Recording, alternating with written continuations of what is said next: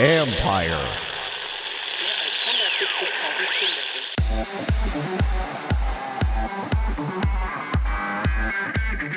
How you breathe could be the difference between winning and losing. When you're wearing the Intel belt, you wear it like you do a standard heart rate monitor, kind of right at the base of your sternum, if you will. And the sensor in the Intel belt has an accelerometer and a gyroscope in it that's able to sense the movement and the speed of your belly, your diaphragm, as you're breathing. That's Andy Matthews, Director of Performance at Neuropeak Pro, where training the body starts with controlling the mind. This is the Future Sport Podcast. I'm Bram Weinstein.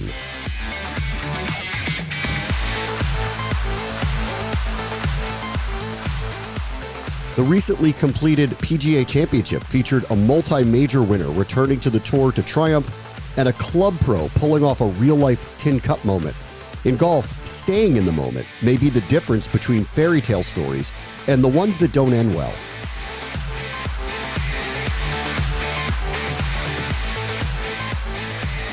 Our guest this week is Andy Matthews. He's the Director of Performance at Neuropeak Pro, a precision breathing, heart rate variability, and brain performance training company that works with elite athletes and individuals to optimize their performance and help them perform better under pressure. We're going to talk about getting more clutch in modern sports. How you doing, Andy? I'm doing well, Bram. How are you today? I'm good. Tell me a little bit about the company before we get into some of the ideas of mental performance. Sure. So Neuropeak Pro, as you said, we're a precision breathing, heart rate variability, and brain performance training company based in Grand Rapids, Michigan. Company's been around for 16 or 17 years now, using breathing and brain performance training to help individuals understand and optimize their physiology so that they can perform better in, whatever it is that they do, whether it be in sport, at home, in business, in life in general. And how do you go about doing it? Is this wearable technology? It is. So last year at the PGA show, we introduced the Neuropeak Pro Intel belt. And what that is a precision breathing training device. Essentially, it helps visualize what an individual's physical respiration patterns look like, but also shows how their physiology is responding in real time. And at the very basic level, we can breathe one way that helps activate our stress response, and we can breathe in another way that helps move us into that more calm, creative, zone-like state that I think a lot of us have experienced in some form or another in the work that we do. Okay. How does it do it? How does it tell you and train you to try to get you into the position where you're breathing in a manner that may help your performance? So the Neuropeak Pro app, which is available in the App Store on Google Play, when it connects to the Intel belt and you start a training session, you essentially see three metrics and three lines. One, you're going to see what an ideal breathing pattern looks like, and it's set by default to around 6 breaths a minute.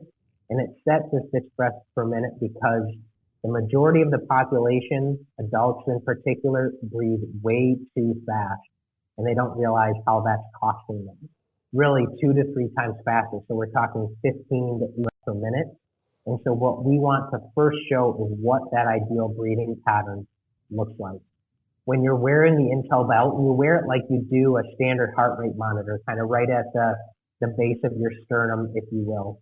And the sensor in the Intel belt has an accelerometer and a gyroscope in it that's able to sense the movement and the speed of your belly, your diaphragm, as you're breathing. So then we're able to layer on top of that signal as well, so we can see what your inhale and your exhale pattern looks like. Often when someone puts it on for the first time, it's pretty erratic, it's pretty fast. You see some people holding their breath, maybe taking a big sigh of a breath. And so we can show someone in real time exactly what their physical respiration, their breathing looks like. And then that last metric, as we dip into the heart rate variability side and the heart rate variability training, we're able to use a metric that is able to show how balanced your nervous system is. Is it too fast? Is it too sympathetic where that body's in that fight or flight state? or maybe it's on the other side where you're a little bit behind that power curve, you're having a hard time getting it in gear one day. Um, you're able to see how that metric is balancing out and make adjustments to your breathing pattern to influence your heart rate variability and find that balance zone. Okay. And how does it tell you in real time? Does it signal you? How does it tell you to make a change? So you see what your breathing patterns look like in real time. If you kind of picture maybe a ticker tape or a graph that's going across the screen, you're able to see exactly what your breathing patterns and your heart rate variability look like in relation to that ideal pattern. And in addition to the visual of the graph, you're also getting numerical metrics that are showing you, one, how consistent is your breathing pattern. The heart thrives on consistency of breath. So we're actually able to measure how consistently you're maintaining the same respiration rate over the course of a session.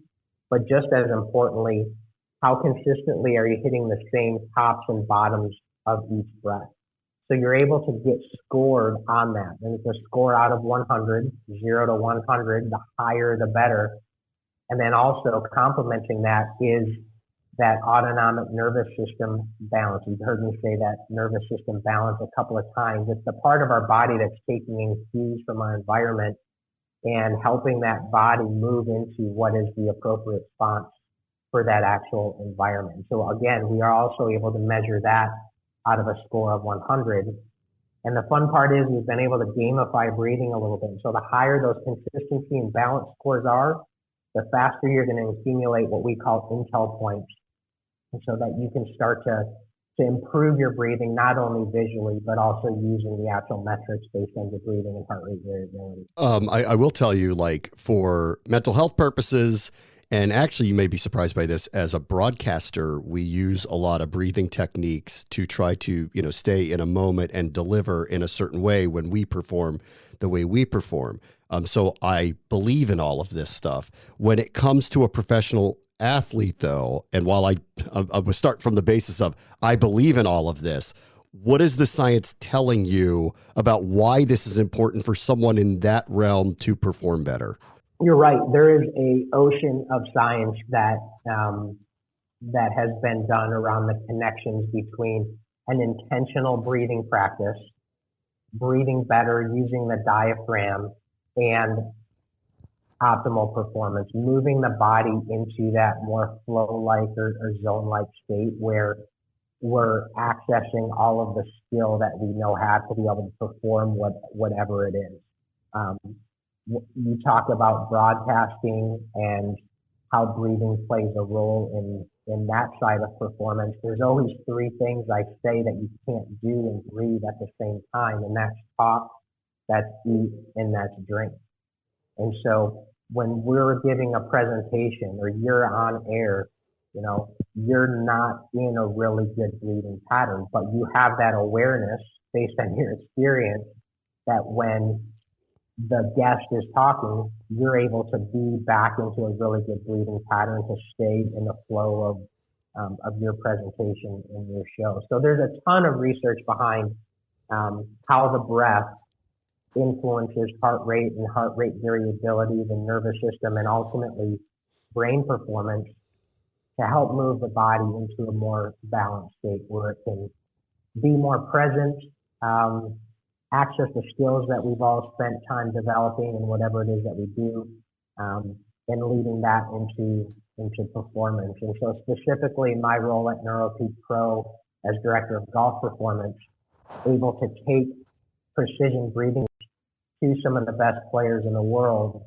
and not only teach them how to breathe better using those metrics that we just talked about, but then how do we start to apply that in a round? And golf, fortunately, provides a lot of time for our clients to breathe, and those who know how to use their breath as a bit of a secret weapon out there. When we start to lean into how do you breathe when you're standing on the first tee when other players are hitting? How do you manage yourself around the putting green when you're reading putts and again other players are hitting their shots? Different from how we would approach work with one of our, NFL quarterbacks. Kirk Cousins been a long time client of ours of Neuropeak Pro, and the way that we coach Kirk is different than how we would coach, Jordan Spieth, Jack Johnson, or Morgan Pressel on the golf course. So the nuts and bolts of learning how to breathe better don't change much. It then becomes very nuanced into how we apply it into their sport Yeah. or off the golf course or at home, what have you. Obviously, your specialty here with Neuropeak is golf, and I'll get back to that in a second. But since you did mention Kirk Cousins, how do you teach him to do some of these things we're talking about? I think in theory is great, but then when he gets sacked and he's got 30 seconds to get up and run another play, right, in a football game where he's being chased by Aaron Donald, how do we go about doing something like this that works in real time under real stress situations where the clock is running consistently? Yeah, exactly. If he's filling himself up with turf and he's got 30 seconds before he's running his next play, he's going to breathe for those next 30 seconds. And while it may not be at 6 breaths per minute where the body finds that sweet spot quickest, he knows and he has an opportunity to take advantage of those next 30 seconds and breathe better than maybe everyone else on the field to set himself up best to run that next play. Okay, let's talk about golf. You're a former professional golfer, actually. Did you, when you were playing, implement some of this stuff? How did you end up going from where you were to where you are now? I was a client of Neuropeak Pro when I was playing full time. And I was introduced to Neuropeak Pro and the precision breathing by my swing instructor. And I was in that spot, Graham, where I felt like I was doing all of the right things off the golf course. My equipment was dialed in. I was in the gym. Golf swing was great. Technique was awesome. But when it came time to put a score on the scorecard, things looked and felt different when the lights came on. And ultimately, what we discovered is I was trying to play an imperfect game perfectly, and my body was just kind of sitting on that red line side of stress, if you will. Yeah. And so when I learned how to breathe and better manage my nervous system and just the effects that it had on my mental performance, I started to tap into those skills that I knew that I had. And it really changed the trajectory of my career. So fast forward, I played professionally for 10 years, mostly on PGA Tour Canada, a little bit in South Africa, and had some Korn Ferry Tour status along the way with some Monday qualifiers into PGA Tour events. So I was fully chasing it and in the mix. But when it did ultimately come time to hang up the clubs and maybe find a day job as life would have it, Neuropeak reached out and said, "We appreciate your help working with one of our NFL franchises." But then at the time, PGAtour.com writes an article about Bryson DeChambeau's work with us. A lot of inquiries from other tour players and other golfers started coming in, and clearly I'm not a quarterback or a kicker, and so I've since led our golf division. Okay, and in golf, unlike football, you hit a shot, you've got plenty of time to gather yourself, get ready, but a shot on 15 down a stroke on a Sunday is very different than your example of standing on the first tee. So how do you account for real life stress and real life huge situations? Stress is inevitable, right? It could be the first tee of a major championship or the 18th green with a 6-footer to take a few dollars off your buddies. Your body doing what it's absolutely designed to do is sensing that environment and sensing that little bit of a threat. It's going to activate that stress response.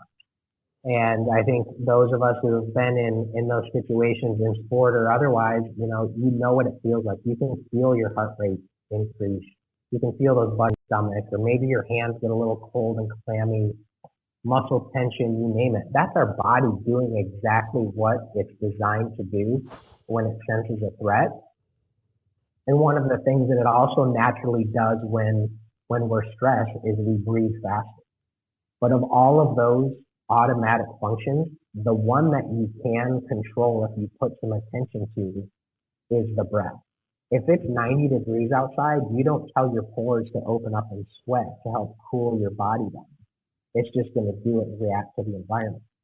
But if I start to put intention around my breath and start to slow my breathing down and have a good, consistent structure, it starts to send a signal to our nervous system that even though everything around me is saying this golf shot or this moment is more important than anyone I've encountered today,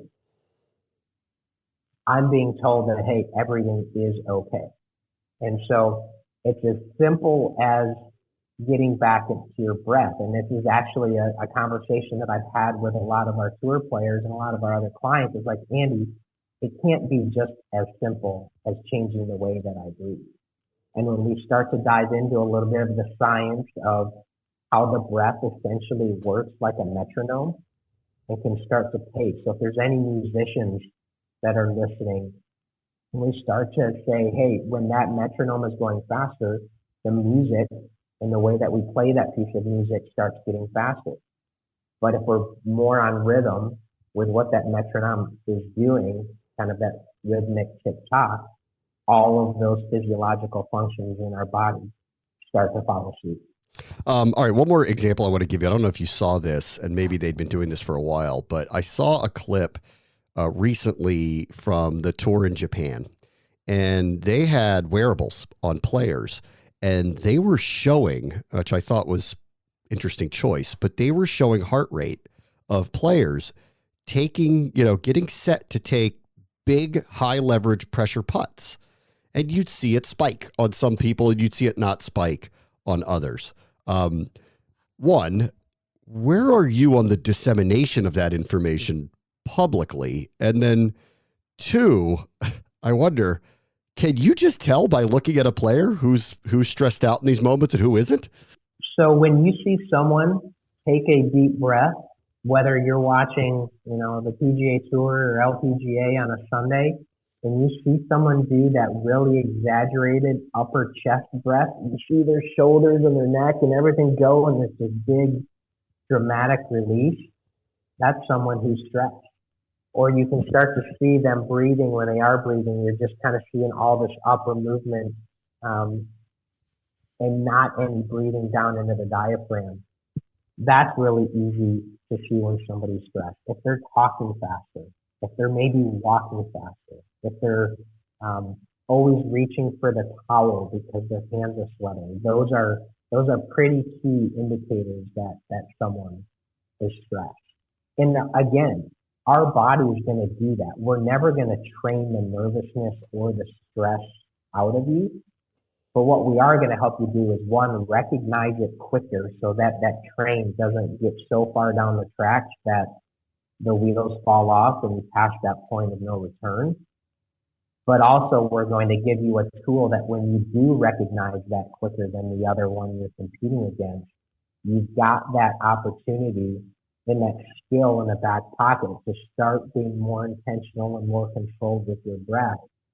And it ultimately starts to work, Graham, like a volume control, where when you recognize that, hey, that music might be a little too loud, you can get into your breath, you know a respiration rate where your body resonates best, and it helps bring that body back to that state of balance and deactivate that stress response. You talked about heart rate when you're doing a pressure putting drill. Your heart rate's going to be up, but if we can start to decrease that by a few percent here or there, you're going to be in that much better of a place to execute that shot that you would have been otherwise. Andy Matthews is the Director of Performance at Neuropeak Pro. Thank you so much for joining us. Thanks, Bram. On the next Future Sport podcast, deep data is coming to combat sports. It's a one-on-one sport, so there may not be as many data points, but I believe the data points are much more granular.